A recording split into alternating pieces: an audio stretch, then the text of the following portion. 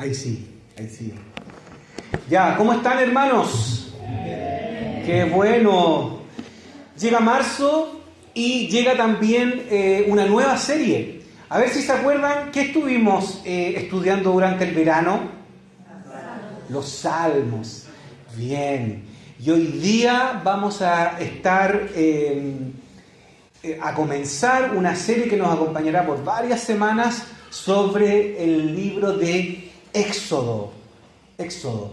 Así que en esta mañana yo quiero invitarles a que podamos hacer un esfuerzo que va un poquito más allá, porque esta predicación va a tener dos partes, la parte A y la parte B. En la parte A quiero hacer una pequeña introducción del libro completo, y después en la parte B vamos a ir a los pasajes que se leyeron, ¿ya? Así que quiero pedirles toda su atención, que puedan estar atentos para que podamos ir siguiendo y aprender. Entonces, la primera pregunta que les quiero hacer: ¿cuánto sabes de la historia de Éxodo? Yo creo que Éxodo, la historia de Éxodo, yo creo que está dentro de las más conocidas popularmente, ¿no? Por varias razones. Hay una serie que se llama Moisés y los 10 mandamientos. ¿La vieron? Ah, ya, yo no, así que no tengo idea de qué se trata, pero normalmente las series están en Netflix, y normalmente las series son bastante libres, se toman harta, pero probablemente toman los grandes eventos del Éxodo. ¿Sí o no? ¿Los que la vieron? Más o menos por ahí, ¿sí? Los personajes, los diálogos, hay harta ficción. Esta sí que la vi, y la vi junto a mis niños, y sé que esta es bastante conocida. Está El Príncipe de Egipto. Esta es buena, ¿verdad? Yo pensé que era de Disney, pero al buscarla, no es de Disney. Ya, ok. Así es que, bien, El Príncipe de Egipto es bonita, también se apega en algunas cosas, pero también es bastante creativa en otras, pero ahí figuran, ¿verdad?, eventos que encontramos efectivamente en el libro de Éxodo. Y hay varias películas en realidad de esto, pero hay una que yo recuerdo que encontré, es Éxodo, Dioses y Reyes. ¿Quién la ha visto? Esta parece que no es muy conocida. Está protagonizada por este hombre, Christian Bale, algo así, ¿verdad? Y hay otras más conocidas. Gracias, tengo harta agüita. Buenísimo. Gracias, hermano. Ok, y le pregunté a la IA, a la inteligencia artificial, cuáles son los eventos más conocidos del Éxodo, y me hizo una lista. Adivinen cuál fue el que puso en primer lugar. Aquí yo creo que, no sé cuál, pero el que puso en primer lugar la IA es la zarza ardiente. La zarza ardiente como el episodio más conocido. El segundo, y que para mí es el más conocido, el cruce del Mar Rojo, por supuesto. Yo tengo una imagen en mi cabeza que es de una película que por muchos años vi en Semana Santa. Puede ser la película Los 10 Mandamientos, una película antigua, y donde se ve con esos efectos especiales, así el mar, ¿verdad?, y el pueblo pasando por el medio. Otro evento, las 10 plagas, yo creo que sí son conocidas. La institución de la Pascua, que la celebración de la conmemoración de nuestra Semana Santa se basa mucho en eso. El maná del cielo, por supuesto, conocido. Los 10 mandamientos, también. El becerro de oro. La muerte de los primogénitos. Y una que yo agregué, no me la daba la IA, pero sí creo que es conocida, es Moisés echado sobre las aguas. ¿Es conocido eso, no? Yo creo que sí es conocido. De hecho, es tanto así que por lo menos en nuestro país hay un producto, todavía no, hay un producto que es conocido como un Moisés. ¿Qué es lo que es un Moisés? Ahí sí, como una cuna donde se ponen los niños, se conoce como un Moisés. Justamente, yo creo que debe tener su origen ahí, y nosotros lo conocemos. Bueno, ¿cuál cómo Éxodo está dentro de la gran historia de la Biblia, de esta gran historia que Dios escribió. La historia comienza con una gran promesa que Dios le hizo a Abraham en Génesis 12. ¿Qué le dice Dios a Abraham en Génesis 12? Te daré una descendencia y haré de ti una gran nación. ¿Verdad? En Génesis 15, un poquito más adelante, Dios, curiosamente, y no sé si ustedes lo saben, Dios le advierte a Abraham, le dice que antes de poseer la tierra que él le había prometido, iban a ser esclavos en Egipto, pero que de ahí él mismo les iba a librar. Esto implica que la estadía de Israel en Egipto, con la opresión y con todo lo que sufrieron, no fue algo que se le escapó a Dios de las manos, sino que Dios tenía un propósito con esto, no fue un accidente. Por lo tanto, Éxodo es la continuación de Génesis y el gran tema que envuelve, ¿verdad?, que da contexto y sentido a la historia de Éxodo es el pacto. Y vamos a estar hablando de eso. ¿Qué es el pacto? ¿Qué significa el pacto? El pacto es la promesa de Dios de revertir los efectos del pecado causados en Génesis 3, ¿verdad?, donde a causa de la rebelión de Adán y Eva, todo ese plan que Dios tenía desde un principio, ¿verdad?, de que el hombre se multiplicara, llenara la tierra y tuvieran una relación estrecha con Él, fue truncado y fue afectado de mala manera por el pecado. Sin embargo, Dios no estaba dispuesto a que las cosas quedaran así, sino que Él iba a actuar, iba a hacer algo para que ese plan original volviera. Y dentro de ese contexto es que entonces Dios hace un pacto con Abraham y le ofrece y le dice: te daré una tierra, que es lo que se perdió también en el Edén, te daré una gran descendencia, que es el propósito que Dios tenía, ¿verdad?, de multiplicarse, y contarás con mi bendición y mi cuidado. Entonces la pregunta es, a esta altura en Egipto, en la lectura que se hizo, ¿cuáles de estas promesas se estaban cumpliendo? ¿Cuáles de estas promesas se estaban cumpliendo? ¿Estaban siendo un pueblo muy numeroso?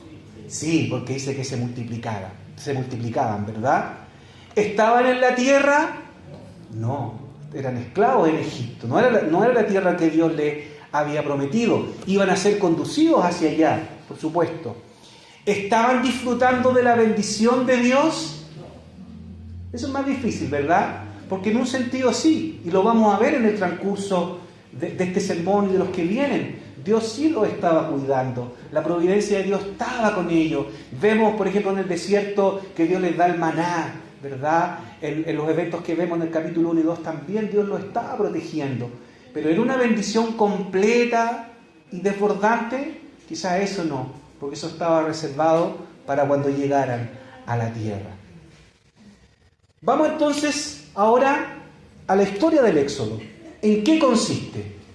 Un pueblo que se encontraba en esclavitud, Dios los redime con actos poderosos, entre ellos 9 plagas, la 10ª mata a los primogénitos, los saca, abre el mar, etc. Tienen un encuentro con Él, entran en una relación con Él, les da mandamientos, ¿verdad?, para que sepan lo que significa ser el pueblo de Dios, el pueblo del pacto, y Dios habita en medio de ellos por medio del tabernáculo. Esa es la gran historia del Éxodo. Y si tuviéramos que poner toda la historia del Éxodo en 3 bloques, y ahora sí viene un pequeño esquema, si hubiese que hacerlo como en 3 grandes episodios, todo el libro del Éxodo, diríamos que son los siguientes: esclavitud, donde había un pueblo que se estaba multiplicando, sin embargo estaban bajo la opresión de Faraón. Sin embargo, Dios levanta a un mediador, a un rescatador, y los saca con poder, pero también mediante la muerte de un cordero, ¿verdad? Está de por medio la muerte y el derramamiento de sangre de un cordero. Los lleva consigo al desierto, donde establece una relación con ellos, tiene un encuentro con ellos en el Sinaí, les da sus leyes, y entonces les manda que hagan un tabernáculo, que era el lugar donde Dios habitaba y donde podían relacionarse con Él. Eso es como todo el gran panorama de este libro. Pero hay otra cosa que no figura acá y que también es importante de poner, como cuando uno hace un queque o algo así, hay un ingrediente clave que tiene que estar, porque si no, no resulta. Y en este caso falta también un ingrediente. ¿Cuál es ese ingrediente? La incapacidad del pueblo de ser obedientes. La incapacidad del pueblo de ser fieles y de obedecer esta ley. Y eso se ve, por ejemplo, en los episodios del becerro de oro, donde Moisés sube al monte para recibir las tablas de la ley y al pueblo le pide a Aarón, oye, haznos un Dios similar a esto para que nosotros lo adoremos. O en la queja, muchas veces reiteradamente se ve la queja del pueblo. Le reclaman a Moisés, para eso nos trajiste a Egipto, a morir de hambre. En Egipto teníamos pan y cebolla y nosotros acá nada que comer. Se quejaban pelando al liderazgo, ¿verdad? A Aarón y a Moisés. La queja, la desobediencia. Entonces, y este es un patrón que se repite. Por un lado, la fidelidad de Dios, paciente con su pueblo, pero por otro lado, la infidelidad de su pueblo y la falta de capacidad para obedecerle. Éxodo comienza con un pueblo esclavizado que está obligado a construir ciudades para Faraón, pero Éxodo termina con el pueblo libre y también construyendo el tabernáculo para adorar, en esa libertad poder adorar a su Señor. Y tercero, en esta parte de la sección A, ¿verdad?, de introducción al libro, Éxodo y Jesús. Fíjense que el libro de Éxodo en el Antiguo Testamento funciona como los evangelios en el Nuevo Testamento. De la siguiente manera. Éxodo cuenta la historia de cómo un Dios clemente y compasivo, por pura gracia, libra a su pueblo que está en esclavitud, por medio del derramamiento de sangre de un cordero inocente, y los lleva a un encuentro y a una comunión con Él, vía a una tierra que Él le ha ofrecido. Y todo el resto del Antiguo Testamento, todo lo que escriben los profetas, hacia adelante, las promesas, etc., hacen referencia, profundizan y magnifican esta historia de rescate que ocurrió en Éxodo. ¿Sí? De la misma manera, en el Nuevo Testamento tenemos esta gran historia que cuenta el Evangelio de cómo un Dios, por medio del derramamiento de sangre de Jesús, el Cordero Perfecto, ¿verdad?, todo su pueblo entonces es rescatado de la esclavitud. Y todo lo que después escriben los apóstoles hacen referencia, desarrollan, profundizan y magnifican esta historia de rescate que Jesús realizó. Entonces, existe un paralelo entre la función que Éxodo tiene en el Antiguo Testamento y el Evangelio tiene en el Nuevo Testamento. ¿Amén? ¿Están conmigo? ¿Tengo su atención? Ya, vamos, ánimo, se puede. Vamos a ir entonces ahora al capítulo 1 y 2. Pueden ahí tener sus Biblias abiertas, podemos ir siguiendo la historia que se nos muestra en estos dos primeros capítulos. Y para poder analizarlo, lo he seccionado en tres partes. Un pueblo oprimido, un hombre escogido y un Dios escondido. Un pueblo oprimido, un hombre escogido y un Dios escondido. ¿Ya? Todos terminan en ido para que quizás en la casa después lo podamos recordar. Entonces vamos al primer punto. Un pueblo oprimido. Éxodo comienza, por lo que pudieron ver ahí en la lectura, ¿verdad? Comienza nombrando la descendencia de Jacob, la descendencia que entró a Egipto. Ahí son nombradas las 12 tribus de Israel, no sé si se acuerdan, Rubén, Juan, Benjamín y todas las demás, ¿verdad?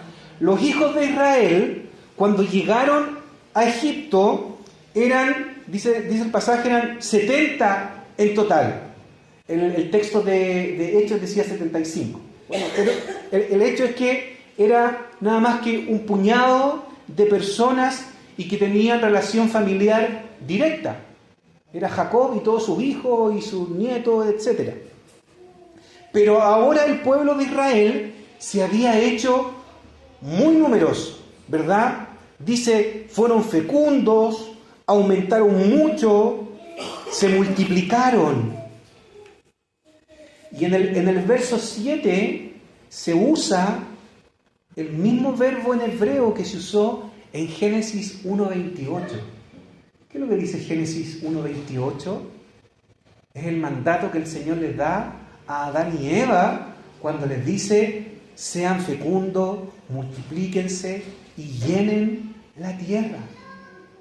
Por lo que al comenzar el libro, de entradita, vemos entonces al tiro que parte de la promesa de Dios a Abraham, parte de este plan inicial de Dios de que hubiese mucha gente, de que se multiplicara, y que esas promesas que también Dios le hizo a Abraham se están cumpliendo.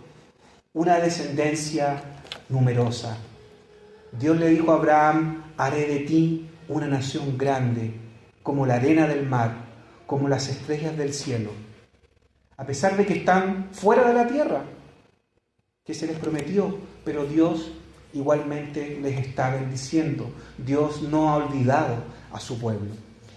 Así que Éxodo parte con una genealogía que recuerda que la historia de Génesis continúa, sigue. Y Dios está cumpliendo sus promesas hechas a Abraham, a Isaac y a Jacob. Pero dice que toda esta primera generación, la de José y de sus hermanos, murieron. Y ahora hay un nuevo rey sobre Egipto que no había conocido a José. Y este nuevo gobernante siente temor de los hebreos porque se estaban multiplicando y porque se estaban haciendo poderosos. Su temor era, oye, ¿qué pasa si nos invade otro pueblo? Estos se van a unir a ellos para derrotarnos. Así que frente a este temor de Faraón, él comienza una ofensiva para exterminar a los israelitas. Y lo hace a través de 3 estrategias, no sé si se dieron cuenta. 3 estrategias opresivas, pero las 3 le fallaron.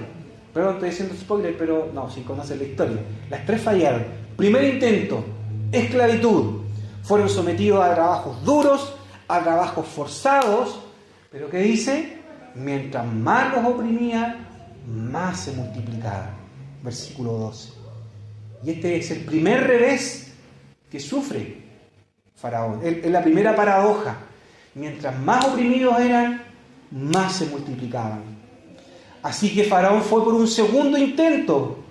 ¿Cuál es el segundo intento? El genocidio, ¿verdad? Los niñitos hombres debían ser muertos y a las niñitas mujeres había que dejarlas con vida, ¿verdad? Y aquí entran a la historia 2 gloriosas parteras que no le hicieron caso al faraón porque temían al Señor y por eso el Señor les bendijo. Y a pesar de la orden de Faraón dice que y el Señor se multiplicó y llegó a ser, el pueblo se multiplicó y llegó a ser muy poderoso. Versículo 20. Entonces, segundo intento fallido. de Faraón. Segundo fracaso. Además, acá vemos una paradoja muy interesante, que a pesar de la grandeza de Faraón, a pesar de ser un hombre conocido, si se fijan en el texto, no sabemos cuál es su nombre. Sin embargo, de estas dos insignificantes parteras, sí sabemos su nombre y pasaron a la historia, Cifra y Púa. Y hay una tercera estrategia. Faraón ordena a que a todo niño hay que echarlo al Nilo. Faraón aquí está intentando transformar el río Nilo, que por sí mismo es una fuente de vida, lo está transformando en una fuente de muerte. Sin embargo, Moisés fue salvado de las aguas por la hija de Faraón y criado en el palacio del Faraón.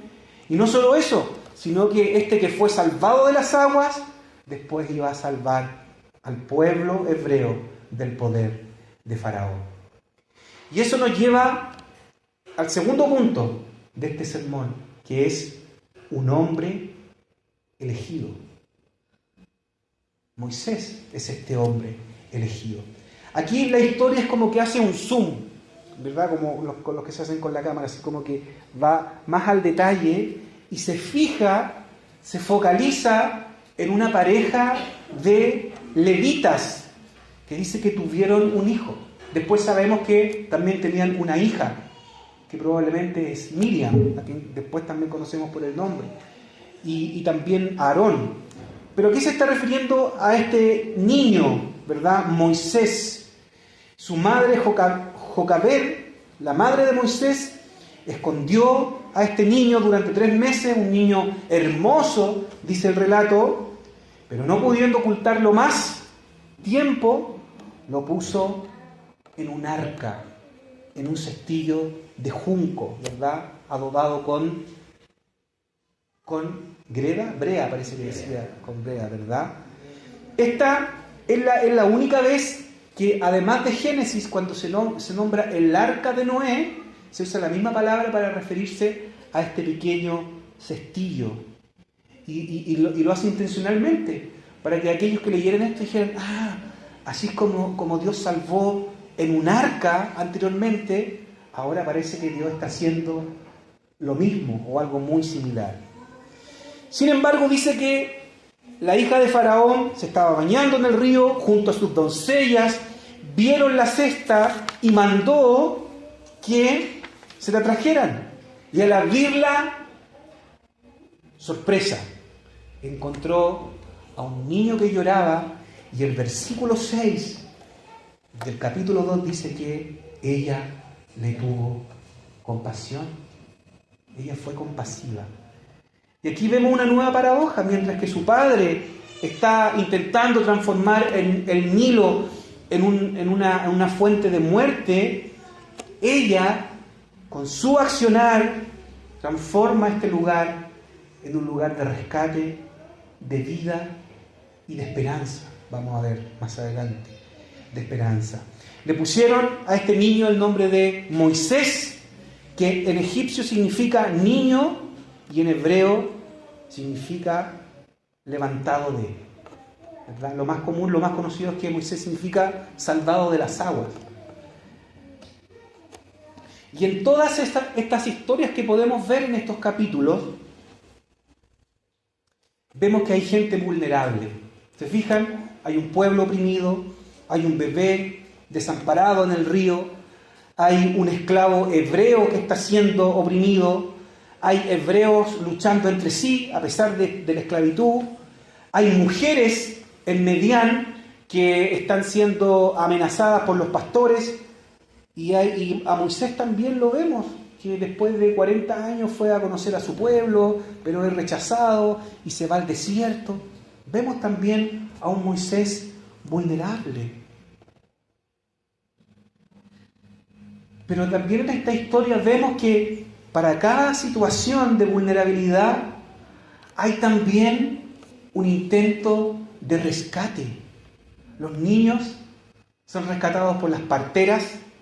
Moisés bebé es rescatado por la hija de Faraón, el esclavo hebreo es rescatado por Moisés mismo, ¿verdad? Moisés, siendo grande, es recibido y refugiado en la familia de Reuel, en Medián, en el desierto. Y allí de nuevo podemos fijarnos con claridad, interesante, el lenguaje que usan las mujeres cuando Reuel, el padre, les dice ¿por qué llegan tan temprano, tan luego? Y le dicen, un egipcio nos rescató de los pastores. Entonces, todo el pasaje, toda la historia, toda la sección nos habla de rescate. Vemos rescate por todos lados. Todas estas pequeñas historias, entonces, son precursoras de la historia de rescate que Éxodo nos quiere mostrar, el gran rescate que Dios hace de su pueblo, pero que a su vez nos muestra la gran historia de rescate que la Biblia nos muestra a través de su Hijo Jesucristo. Y se ve a través de la historia de Moisés lo que Dios mismo hace con su pueblo. Fíjate en estos paralelos. La princesa se fija en Moisés porque estaba llorando y tiene compasión de él. Dios se fija en su pueblo cuando su pueblo también estaba llorando, estaba clamando y tiene compasión de él. Versículo 23. Moisés fue salvado de en medio de las aguas. Su pueblo también es salvado por Dios de en medio de las aguas del Mar Rojo.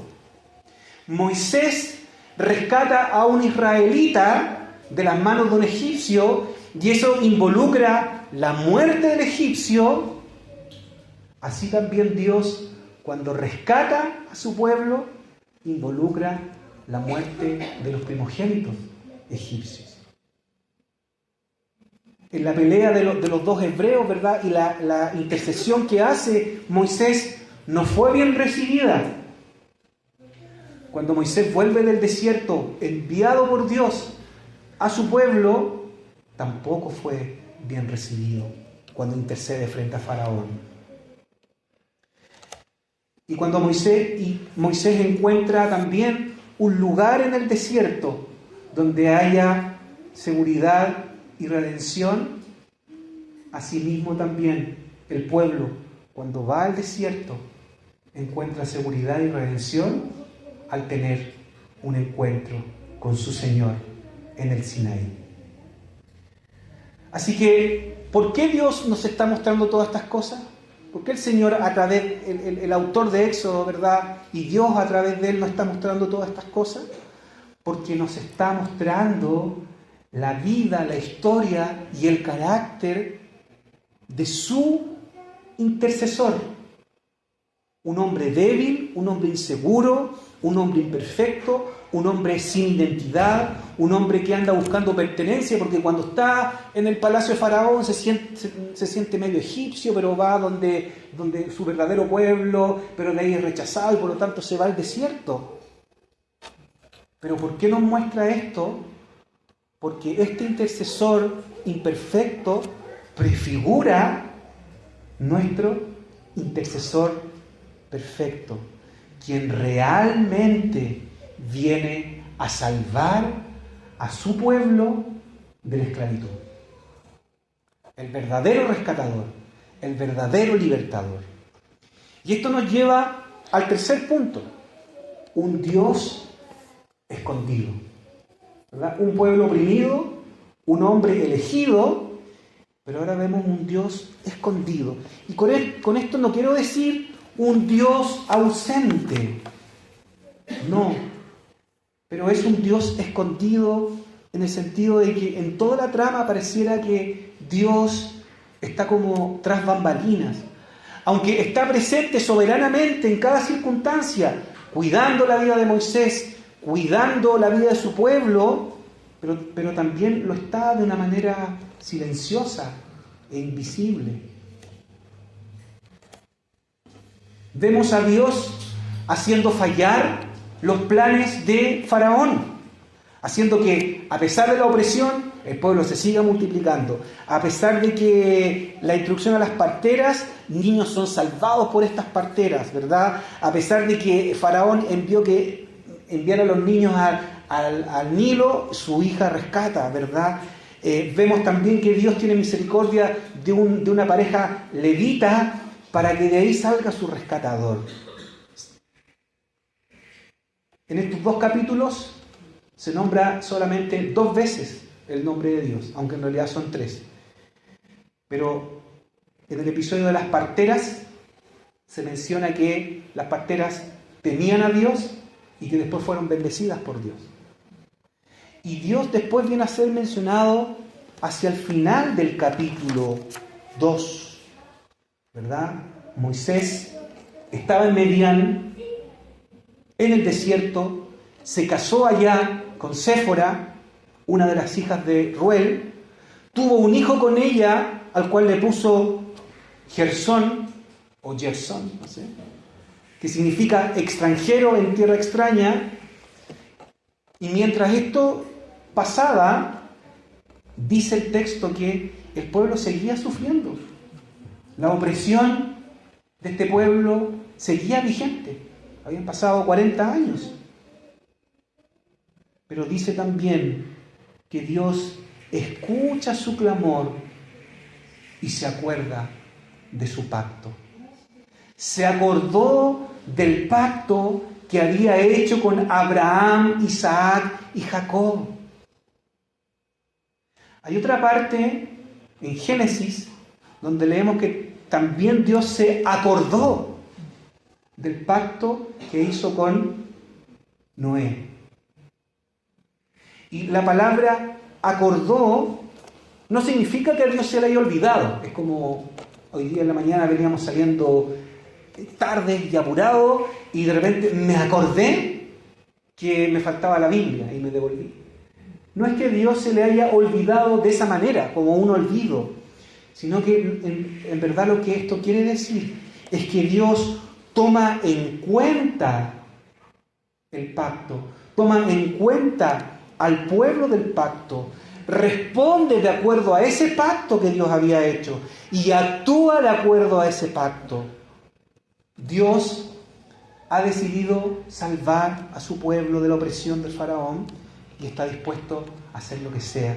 Y lo va a hacer por medio de su intercesor, el intercesor que él había elegido para esa tarea, a Moisés. Así que Dios siempre ha estado allí. No es que Él se haya olvidado de su pueblo. Este tiempo de esclavitud no fue algo que le pidió a Dios de sorpresa, lo dijimos, ¿verdad? En Génesis 15 Dios le advierte a Moisés y le dice, será así, pero de ahí yo los voy a rescatar. No fue algo que se le escapó de las manos. Dios tenía un propósito soberano. Porque en medio de la dificultad de su pueblo, Dios ha estado allí cuidándolos y proveyéndoles. Hay un autor, el autor Francis Schaeffer, dice, Dios está ahí y no está callado. Y Dios está dispuesto a hacer lo que sea para salvar a su pueblo. Y eso es lo que vamos a ver a lo largo de todo el libro. Dios está dispuesto a hacer lo que sea. De igual manera, nosotros también éramos esclavos. Éramos esclavos de adicciones, de dioses, de ataduras. También éramos objeto de una cruenta opresión, pero que era producto, y es producto todavía, ¿verdad?, de nuestro propio pecado, de nuestra rebeldía y de nuestra desobediencia. Pero Dios, que es clemente y compasivo, Él no se quedó callado ni inactivo, sino que estuvo dispuesto a mandar a su mediador, a su Hijo, a un mejor mediador que Moisés, a su perfecto libertador, para a nosotros rescatarnos entonces como su pueblo amado, a rescatarnos de la esclavitud del pecado. El Evangelio nos dice que Dios nos ve, escucha nuestro clamor, recuerda su pacto y actúa para rescatarnos. Y este es el mismo Dios que rescató a este niño en el Nilo. Es el mismo Dios que rescató a los niños a través de las parteras. Es el mismo Dios que rescató a estas mujeres por medio de Moisés. Es el mismo Dios que proveyó y que nos provee también a nosotros. Y muchas veces esta pregunta también nosotros nos hacemos: ¿dónde está Dios? Pareciera que Dios está ausente también en nuestras circunstancias, en nuestra opresión, en nuestro dolor. ¿Dónde está? ¿Por qué se queda callado y no actúa? ¿Dónde estás, Señor, en el día de mi aflicción? Pero lo cierto es que eso no es así, a la luz de lo que nos enseña la Biblia y lo que nos enseña este pasaje. Y quizá una respuesta más clara la encontramos en el capítulo 8 de Romanos. Y con esto estoy terminando. Versículo 31, donde dice: ¿qué pues diremos a esto? Si Dios es por nosotros, ¿quién es contra nosotros? Y fíjate en esto: el que no escatimó ni a su propio Hijo, sino que lo entregó por todos nosotros, ¿cómo no nos dará también con Él todas las cosas? ¿Quién es el que condenará?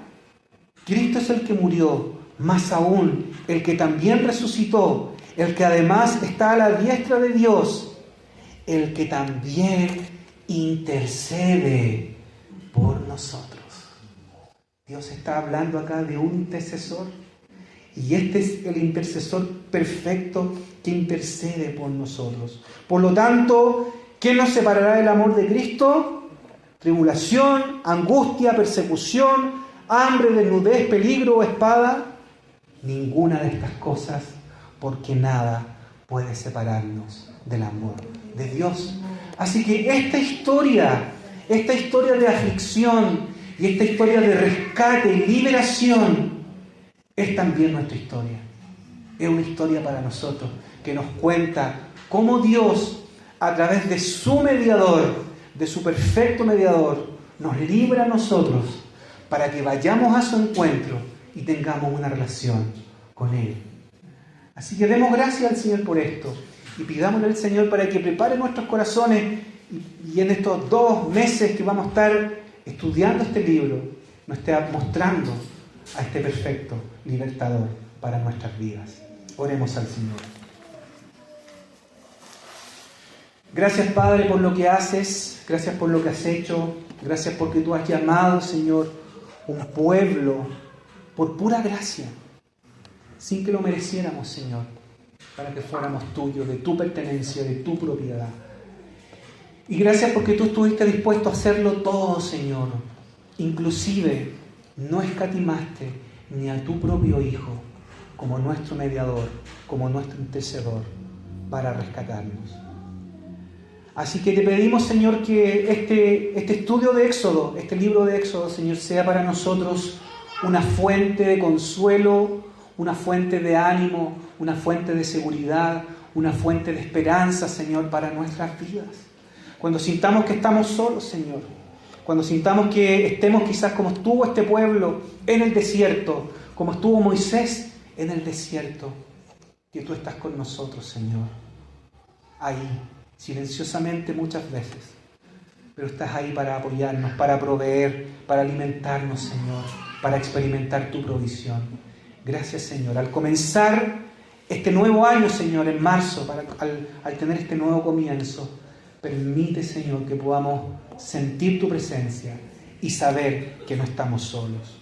¿Quién nos separará del amor de Cristo? Ni tribulación, ni angustia, ni persecución, ni desnudez, ni peligro, porque nada nos puede separar de tu amor. Gracias, Señor. En el nombre de Jesús. Amén y amén.